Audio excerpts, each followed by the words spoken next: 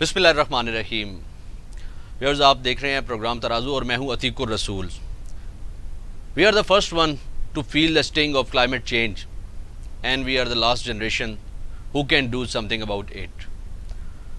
नाज़रीन, इन्वायरमेंट के हवाले से इस वक्त जो सूरत हाल चल रही है पूरी दुनिया में, और पूरी दुनिया को क्या हम अपने पाकिस्तान का जिक्र करेंगे। जिस वक्त पाकिस्तान की सूरत हाल है माहौलियाती आलूदगी के हवाले से, वो इस कदर दिगरगू हैं कि अब से कुछ अरसा कबल, कुछ अशरे कबल अगर हम चले जाएं तो यहाँ के पानी भी साफ़ थे, यहाँ के चश्मे, यहाँ की नदियाँ बहुत खूबसूरत थीं, यहाँ की जो ग्रीनरी थी उसकी मिसाल भी जो है वो दी जाती थी। घने जंगल थे, यहाँ का जो फ़िज़ाई माहौल था वो बहुत ज़्यादा बेहतरीन था। इन्वायरमेंट बहुत बेहतरीन आप उसके हवाले से तसव्वुर कर सकते थे। लेकिन फिर अचानक क्या हुआ कि तरक्की हो गई दुनिया में, जो है वो मटेरियलिस्टिक बहुत ज़्यादा प्रोग्रेस हुई दुनिया में।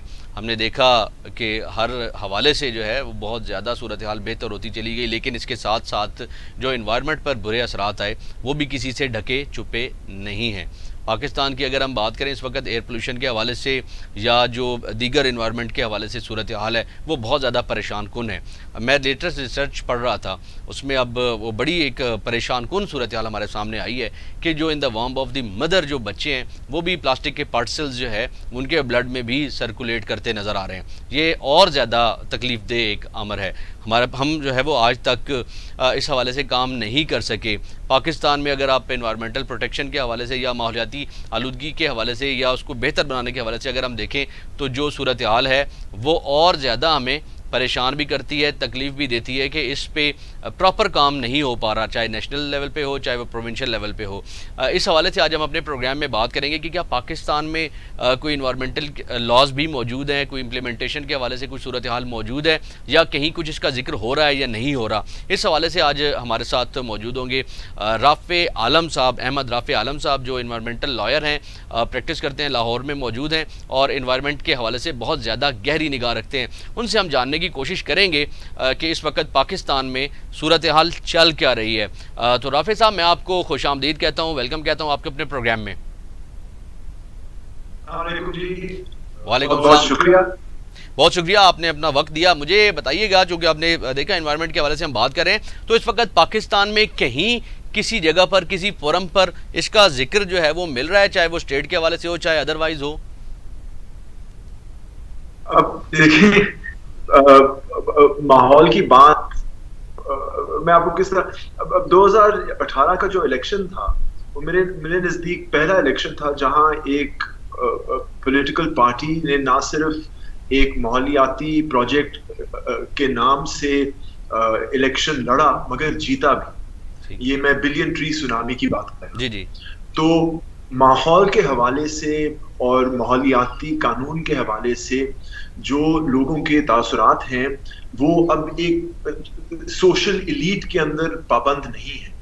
ये आवाज अब देखें मैसेज में, पब्लिक में उठ रही है और हमारे पॉलिटिकल सिस्टम का हिस्सा बन रही है। तो ये ना समझिएगा कि माहौल की कोई बात नहीं हो रही, माहौल की जरूर बात हो रही है, मगर उसको संभालने का मसला जो है ना वो अभी हमने सही तरह संभाला नहीं। हम उसको अब देखें कि जो मेरे कहने का मकसद ये था कि आपने बिलियन ट्री का भी जिक्र कर दिया। बिल्कुल एक पॉलिटिकल पार्टी ने बड़ी इस पर कोशिश की, लेकिन जिस तरह से माहौल की ख़राबी बढ़ती चली जा रही है, आप देखें एयर पोल्यूशन की क्या सूरत हाल है। शॉपिंग बैग को एक अभी तक हम जो है वो कंट्रोल नहीं कर पा रहे। तो ज़्यादा से ज़्यादा अवेयरनेस के हवाले से या लोगों को जगाने के हवाले से कहीं कुछ ऐसा काम हो रहा है?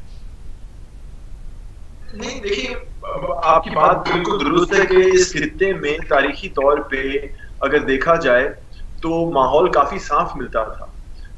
पानी के जो असासे थे वो साफ थे। क्या कहते हैं, माहौल, वाइल्ड लाइफ का क्या कहते हैं, बड़ी अच्छी सूरत हाल थी। हुआ ये है कि आबादी के बढ़ते साथ साथ, नंबर वन, पूरी आबादी की जिम्मेदारी नहीं है मगर आबादी के बढ़ते साथ साथ सनत जो है वो क्या कहते हैं इंट्रोड्यूस हुई है और उससे जो है हमारे माहौलियाती असासे काफी नुकसान पहुंचा है।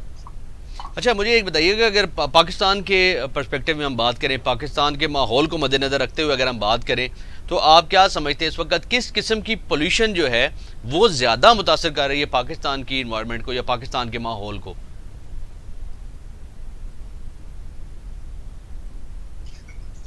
آپ سوال دوبارہ پوچھ جی، میرا کوشچن یہ تھا کہ اگر ہم پاکستان کے پرسپیکٹیو میں بات کریں، اس وقت کس قسم کی پولوشن ہے جو پاکستان کو زیادہ متاثر کر رہی ہے، جو پاکستان کی انوائرمنٹ پر زیادہ برا اثر جو ڈال رہی ہے؟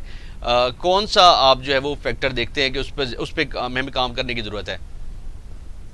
اگر اس طرح ایسے پوچھیں گے تو میں کہوں گا پانی کو جو ہم گندا کر رہے ہیں یہ بہت بڑا مسئلہ ہے جی، اور دوسرا ہوائی آلودگی جو ہے وہ کافی خطرناک ہے. مگر اس سے پیچھے دیکھیں نا، ہر ایکٹیویٹی سے کہیں نہ کہیں ماحولیاتی آلودگی پیدا ہوتی ہے. جی جی ٹھیک ہے نا جی. اور ہمارے ہاں کنٹرول اس وقت آلودگی پہ نہیں آیا، اور اس وجہ سے ہماری ایکٹیویٹیز جو ہیں وہ بالکل کوئی چیک ہی نہیں ہے ان ایکٹیویٹیز پہ، آلودگی پہ. مگر ان پہ چیک لانا لازمی ہے. یہ اتنی کیا کہتے ہیں یہ اتنا بڑا مسئلہ نہیں ہے جتنا لوگ سمجھتے ہیں. اس کو حل کرنا اتنا بڑا مسئلہ نہیں ہے جتنا لوگ سمجھتے ہیں. اس کے لیے نہ صرف جیسے آپ پہلے فرما رہے تھے قانون کی ضرورت ہے، پولیٹیکل اویئرنیس کی ضرورت ہے، لیکن میں اب جیسے انشاءاللہ بات کرتے کرتے میں سمجھانے کی کوشش کروں گا پیسوں کی بھی ضرورت ہے، کیونکہ یہ کام پیسوں کے بغیر نہیں ہوتا. ایسا ہی ہے. میں خاص طور پر چونکہ ابھی بیسیکلی اپنے ایئر پولیوشن کا بھی ذکر کیا، واٹر کے حوالے سے بھی ذکر کیا، وہ کون سی ایسی چیز ہے کہ جو اس میں مانے ہیں؟ خیر اس پہ بھی ڈیٹیل بات ہوگی، لیکن کیا پاکستان میں کوئی قانون ایگزسٹ کر رہا ہے اس حوالے سے چاہے کہ انوائرمنٹل پروٹیکشن کو جو ہے وہ انشور کیا جا سکے؟ ضرور ہمارے پاس ماحولیاتی آلودگی کا قانون ہے، مگر اس سے ہٹ کے بھی اگر آپ دیکھیں تو پاکستان کے بننے سے پہلے بھی ہندوستان میں جنگلات کے قانون تھے، وائلڈ لائف کے قانون تھے، فیکٹریز ایکٹ میں مختلف پولوشن اور آلودگی کے کنٹرول کے قانون تھے. پاکستان پینل کوڈ کے اندر بھی کرمنل نیوسنس ایک ایسی چیز ہے جس سے آپ کو پینلٹیز مل سکتی ہیں. تو آلودگی کو کنٹرول کرنے کے لیے مختلف میکانزمز قانون کے اندر موجود تھیں، مگر وہ ایک سینٹرل یا کنٹرول طریقے سے اس کو انفورس نہیں کیا جاتا تھا. جنگلات کے قانون جو تھے وہ فارسٹ ڈپارٹمنٹ اور فارسٹری والے جو تھے ان کو سنبھالتے تھے، اور فیکٹریز ایکٹ کا قانون جو ہے وہ انڈسٹریل انسپیکٹر سنبھالتے تھے. تو کوئی کوآرڈینیٹڈ ایجنسی نہیں تھی جو کہ ماحولیاتی قانون کو ریگولیٹ کر سکے یا امپلیمنٹ کر سکے. یہ پھر 1997 میں پاکستان انوائرمنٹ پروٹیکشن ایکٹ کی شکل میں ہمیں آپ سمجھ لیں ایک پہلا ماحولیاتی قانون ملا، جس میں نہ صرف ماحول کو پروٹیکٹ کرنے کا اختیار دیا گیا مگر سسٹینیبل ڈیولپمنٹ کو بھی پروموٹ کرنے کا طریقہ دکھایا گیا. تو یہ اس کو ہم پاکستان انوائرمنٹ پروٹیکشن ایکٹ اکثر پیپا بلاتے ہیں. تو پیپا کی وجہ سے ایک centralised Pakistan environment protection agency کا تصور ہوا جو کہ پاکستان کے انوائرمنٹل پالیسیز اور پاکستان کے انوائرمنٹل سٹینڈرڈز کو انفورس کرے. ساتھ ساتھ میں صوبوں نے ماحولیاتی ایجنسیز نوٹیفائی کی جن کو وفاقی ماحولیاتی ایجنسی نے اپنی پاورز ڈیلیگیٹ کی، اور پھر چاروں صوبوں میں بھی ماحولیاتی انفورسمنٹ شروع ہو گئی. تو ماحولیاتی انفورسمنٹ ایک کنٹرولڈ اور سینٹرلائز طریقے سے میرے خیال 25 سال سے پاکستان کے اندر موجود ہے. اس سے پہلے جو قانون تھے وہ ایک سینٹرلائز طریقے سے امپلیمنٹ نہیں کیے جاتے تھے. ٹھیک ہے. اچھا آپ مجھے یہ بتائیے کہ جس طرح سے آپ نے پیپا کا بھی ذکر کیا، اس میں ایک دو ٹرم بڑی یوز ہوتی ہیں، انیشیل انوائرمنٹل ایگزامینیشن جو ہے وہ، یا انوائرمنٹل امپیکٹ اسیسمنٹ. یہ دو بڑی بیسک چیزیں کہ کوئی بھی پروجیکٹ لانچ کرنے کے سے پہلے جو ہے ان کا حصول بہت زیادہ ضروری ہے. اور اس میں بھی اس کا جو سیکشن 12 اس کی سب سیکشن 4 اس میں کہتی ہے کہ اگر 4 months کا لیپس ہو گیا، وہ خیر ایک لمبا چوڑا سسٹم ہے. تو کیا اس کو کہیں امپلیمنٹ ہوتا آپ دیکھ رہے ہیں پورے اوورآل اس وقت جو سینیریو چل رہا ہے اس میں؟ اب ہاں امپلیمنٹ ہو رہا ہے.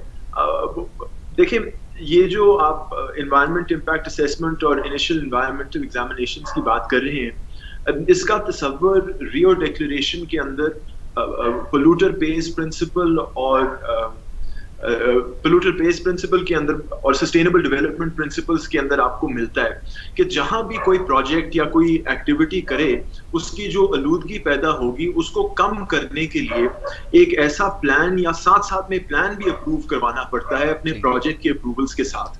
تو یہ محکمہ ماحولیات کی ذمہ داری ہوتی ہے کہ ہر پروجیکٹ کے ماحولیاتی نقصانات کو اچھی طرح سمجھ کر ان کو کم کرنے کی جو تجاویز ہیں ان کی ٹرمز اینڈ کنڈیشنز پہ ماحولیاتی اپروول جاری کرتے ہیں.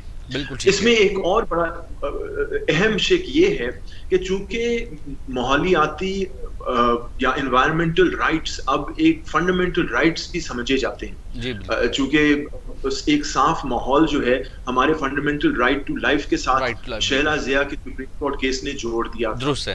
اب جیسے ہمارا باقی قانون بھی آپ نے سنا ہوگا آڈی آلٹرم پارٹم کے نوٹس کے بغیر یا دوسری پارٹی کو سنے بغیر آپ کوئی فیصلہ نہیں کر سکتے. بالکل.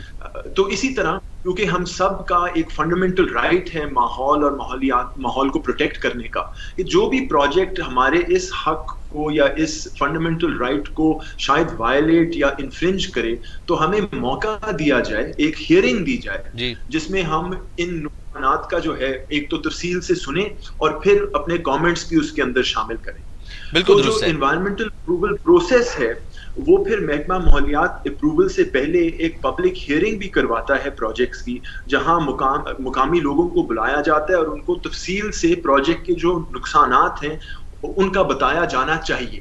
بالکل ٹھیک ہے. وہ الگ بات ہے کہ ہیئرنگز کے اندر لوگوں کو اکثر جو ہے صحیح طرح انفارمیشن نہیں دی جاتی, مگر مقصد ان ہیئرنگز کا یہی ہے کہ جیسے ویسٹڈ رائٹ جب ہوتا ہے تو آپ کو دوسری پارٹی کو ایک ہیئرنگ دینی پڑتی ہے, اسی طرح ہم شہری کی طرح ہمارے ماحول کے اندر رائٹس ہے تو ہمیں بھی سنا جائے, ہمیں بتایا جائے کہ کون کون سے رائٹس انفرنج ہو رہے ہیں اور پھر ہمیں موقع دیا جائے اس کے اندر کوئی کامنٹ سبمٹ کرنے کا. رافع صاحب, یہ میں سمجھتا ہوں آپ نے ایک بات کی کہ ہیئرنگ کا موقع دیا جائے. اگر انہیں ہیئرنگ کا موقع نہیں دیا جاتا یا وہ سمجھتے ہیں کہ ایگریوڈ ہیں, ان کا کوئی رائٹ انفرنج ہوا ہے کسی حوالے سے بھی, وہ سمجھتے ہیں کہ ان کے ساتھ ظلم یا زیادتی ہوئی ہے, تو کیا کوئی ٹریبیونلز یا کوئی کورٹس یا کوئی اس طرح کا سسٹم بھی کہیں موجود ہے کہ اگر کوئی شخص جو ہے وہ ان کے خلاف اپلیکیشن دینا چاہے, اپنے لیے دادرسی طلب کرنا چاہے تو؟ جی بالکل. جہاں آپ کے حق پہ یا کسی رائٹ پہ فیصلہ دیا جا رہا ہے یا کوئی ڈیسیجن میکنگ یا فورم کو وہ اختیار دیا جا رہا ہے کہ وہ آپ کے رائٹس پہ ایجوڈیکیشن یا کسی قسم کا فیصلہ کریں, تو اگر آپ کو وہ فیصلہ پسند نہیں ہے تو پیپا انوائرمنٹ پروٹیکشن ایکٹ آپ کو ایک اپیل کا موقع دیتی ہے. اور یہ اپیلز جو ہیں ایک ماحولیاتی ٹرائیبیونل جو ہے وہ بھی اس قانون کے تحت بنایا گیا ہے, وہ اپیلز ماحولیاتی ٹرائیبیونل کے سامنے جاتی ہیں. میں یہ بھی ایک چیز بتا دوں کہ 18ویں ترمیم کے بعد چونکہ ماحول کا شعبہ جو ہے وہ اب صوبائی شعبہ بن چکا ہے, اب چاروں صوبوں نے اپنے ماحولیاتی قانون علیحدہ سے بنا دیے ہیں. ٹھیک ہے. اب صوبوں کے قانون اگر میں ایک فکرے میں کہہ سکوں وہ پیپا 1997 کے ملتے جلتے ساتھ ہی ہیں, ان میں اتنا زیادہ کوئی ڈفرینسز نہیں ہیں. تو جو میں بات کر رہا ہوں وہ چاروں صوبوں کے اندر بھی اپلائی ہوتی ہے. ٹھیک ہے. اب ایک تو یہ چیز سامنے آ گئی کہ قانون موجود ہے اور 1997 سے موجود ہے, کورٹس بھی موجود ہیں, ٹریبونلز بھی موجود ہیں, سب کچھ ہو بھی رہا ہے. آپ کا جو ایکسپیرینس ہے اس میں دیکھا ہے کہ کچھ لوگ کورٹس کی طرف آئے ہیں اس ایشو کو لے کر, یا انوائرمنٹ کے حوالے سے انہیں جس طرح کی پرابلم فیس کرنی پڑی ہیں تو وہ عدالتوں میں آئے ہیں, انہیں کچھ ریلیف بھی ایسا حاصل ہوا ہے, یا جو اوور آل ہمیں نظر آتا ہے جس طرح کی اویئرنیس نہ ہونے کی وجہ سے لوگ آتے ہی نہیں ہیں, اس حوالے سے آپ کیا کہتے ہیں؟ دیکھیں, میں سمجھتا ہوں کہ پاکستان کی جو عدالتیں ہیں انہوں نے ماحولیاتی قانون کو نہ صرف بنایا ہے مگر اس کو پروٹیکٹ بھی اکثر کیا ہے. ہمیں پاکستان کے اندر ماحولیاتی عدالتیں ملی ہیں, نہ صرف ٹرائیبیونلز مگر ہائی کورٹس کے اندر گرین بینچز بھی, جہاں ماحولیاتی ججز بیٹھ کے فیصلہ دے سکتے ہیں. تو یہ موقع موجود ہے لوگوں کے پاس کہ اپنی گریونسز لے کر جائیں. میں آپ کو ایک واقعہ بتاتا ہوں. 2005 میں گورنمنٹ آف پنجاب نے ایک پروجیکٹ شروع کیا بغیر کسی ماحولیاتی اپروول کے. تو اس کے نتیجے میں تھوڑی سی ہائی کورٹ کی وجہ سے صوبائی گورنمنٹ نے پھر فیصلہ یہ کیا کہ وہ انوائرمنٹل اپروول لیں گے. اس انسیڈنٹ کے بعد مجھے بتایا گیا تھا کہ اس وقت تک جو 5-7 سال انوائرمنٹ ایکٹ چلا تھا اس وقت تک صرف 40 پروجیکٹس کو ماحولیاتی اپروول ملی تھی, اور اس کے اگلے سال تقریباً 400 پروجیکٹس کو ماحولیاتی اپروول ملی تھی. دیکھیں, یہ پروسیس آہستہ آہستہ بڑھنے والا پروسیس ہے. اب ماشاءاللہ 15-20 سال گزر چکے ہیں, محکمہ ماحولیات میں سمجھتا ہوں اب اوور برڈنڈ ہے.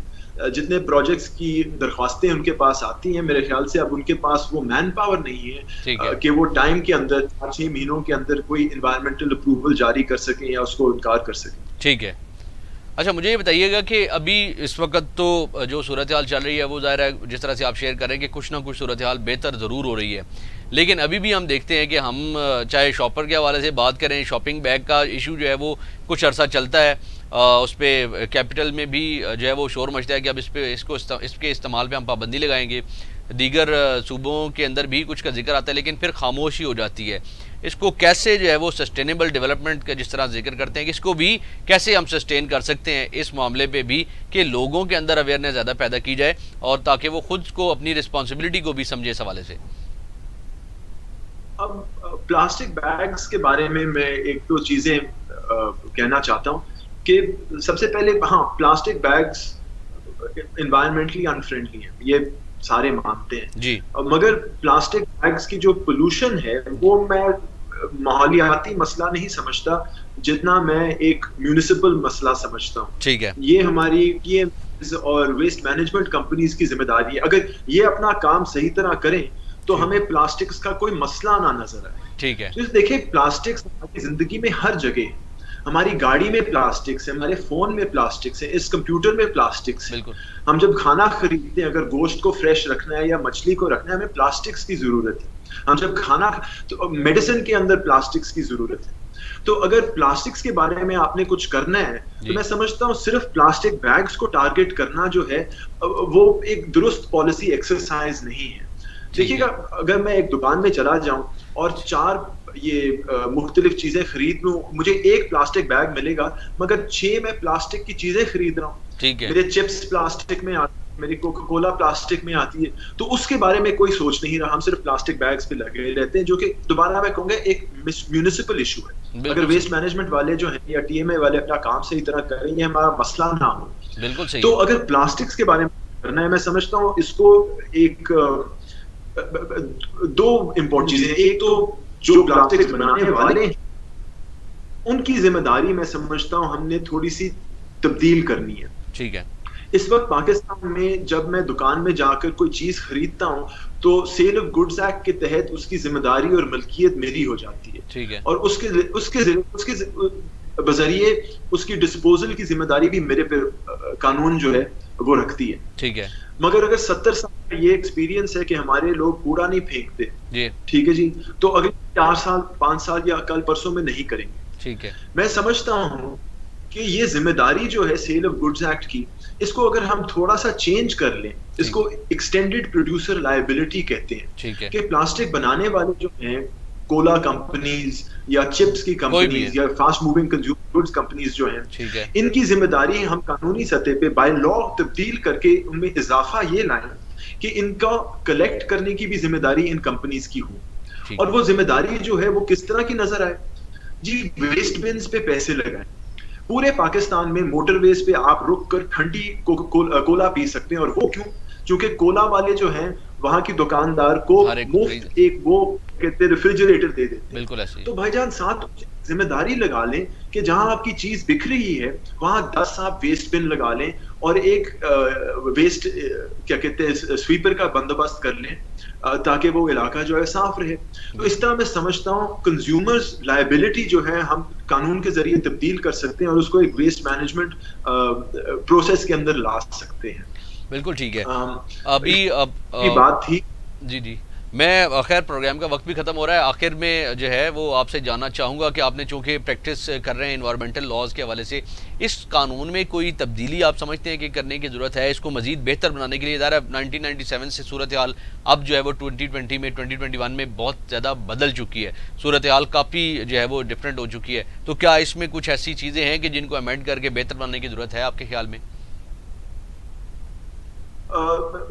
ہاں دیکھیں قانون کو بہتر کرنے کے 100 مختلف طریقے ہیں جی، لیکن سب سے اہم سب سے بنیادی میں سمجھتا ہوں کہ اگر ہم اپنے یہ مالیاتی ادارے جو ہیں ان کو زیادہ انڈیپینڈنٹ بنا لیں، یہ چونکہ ریگولیٹر ہے ان کو سرکار انڈیپینڈنٹ ہونا چاہیے. جیسے ہمارا اسٹیٹ بینک ہے، ہماری سیکیورٹیز اینڈ ایکسچینج کمیشن ہے، اس طرح کے اداروں میں جو لوگ کام کرتے ہیں ان کو گورنمنٹ اور پالیٹکس سے انسولیٹ کرنا چاہیے. اور یہ ایک چیز اگر ہم کر لیں, اگر ہم ایک پروفیشنل کیپیسٹی بلڈنگ کر لیں, تو میں سمجھتا ہوں قانون کی اپلیکیشن خود ہی ہوگی. بالکل ٹھیک ہو گیا. تھینک یو سو مچ رافع صاحب, آپ کا آپ نے اپنا وقت دیا اور ہمیں بڑی اس ہیلدی ڈسکشن میں ہمارا ساتھ دیا. انوائرمنٹل پروٹیکشن کے حوالے سے جو لاز ہیں ان کو جاننے کا موقع ملا, اور ساتھ ساتھ اس وقت جو پاکستان میں چل رہی ہے صورتحال اس پہ بھی ہم نے گفتگو کی. ناظرین, اگر ہم دیکھیں تو پاکستان میں ماحولیاتی آلودگی کے حوالے سے مسائل جو ہے وہ دن بدن بڑھتے چلے جا رہے ہیں, لیکن ان کو بہتر بنانے کے لیے جو ریاست کی ذمہ داری ہے, کیا ریاست پوری کر رہی ہے, اور اسی طرح کیا آپ کی ذمہ داری ہے جو آپ وہ پوری کریں یا نہیں پوری کریں, اس پہ ہمیں جو ہے وہ انالیسس کرنے کی ضرورت ہے. جہاں بھی کمی ہے اس کمی کو دور کرنا میں سمجھتا ہوں ایک طرف ریاست کی بھی ذمہ داری ہے, حکومت کی ذمہ داری ہے, حکومتی اداروں کی ذمہ داری ہے, اور ساتھ ساتھ اس ملک کے اچھے پروڈکٹیو اور مثبت شہری ہونے کے ناطے میری اور آپ کی بھی ذمہ داری ہے. اگر ہم اپنی ذمہ داری کو سمجھیں گے تو صورتحال کو بہتر بنانے کے لیے اپنا جو کردار ہے وہ ادا کر سکتے ہیں. ویورز, نیکسٹ پروگرام میں انشاءاللہ مزید جو ڈفرینٹ قوانین ہیں ان کے حوالے سے آپ سے بات کرنے کے لیے ہم ضرور جو ہے وہ اپنے ڈفرینٹ جو گیسٹ ہیں ان کو بھی لے کر آئیں گے اور مختلف حوالے سے بات کریں گے. تب تک کے لیے اجازت دیجیے, بہت شکریہ, اللہ حافظ.